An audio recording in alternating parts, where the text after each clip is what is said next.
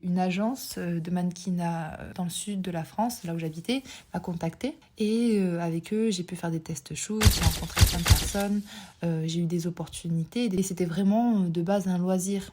J'avais mes études à côté. Et je suis montée jusqu'à Paris, j'ai signé avec Marilyn Agency. Et de là, j'ai commencé à sérieusement me lancer dans le mannequinat, c'est-à-dire à vouloir en faire ma principale activité. Donc voilà comment j'ai commencé. De mon point de vue en tant que fille asiatique, je constate qu'il y a déjà une véritable évolution sur l'affirmation de la femme asiatique, mais je pense qu'il y a quand même des choses à faire évoluer là-dessus, et je pense notamment au fait qu'on différencie l'asiatique avec des traits très fins, très européens, avec une peau blanche qui pourrait répondre aux critères du luxe, alors que l'asiatique qui a une couleur de peau plus foncée, des traits beaucoup moins européens, eh bien, elle aura plus de difficultés à s'assimiler au monde de la mode et du luxe. Avant que quelque chose qui était anormal devienne la norme.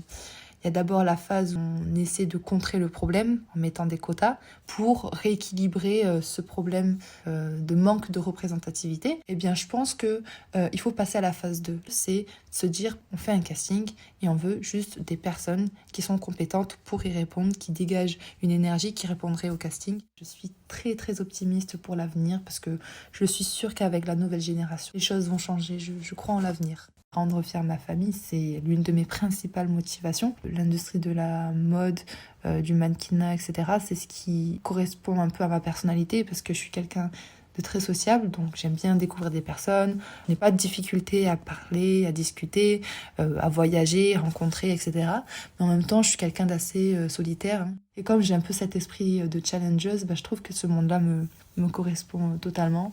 J'ai toujours trouvé le mannequinat inaccessible. Pour moi, c'était pas possible que je sois mannequin, malgré que je sois grande et fine.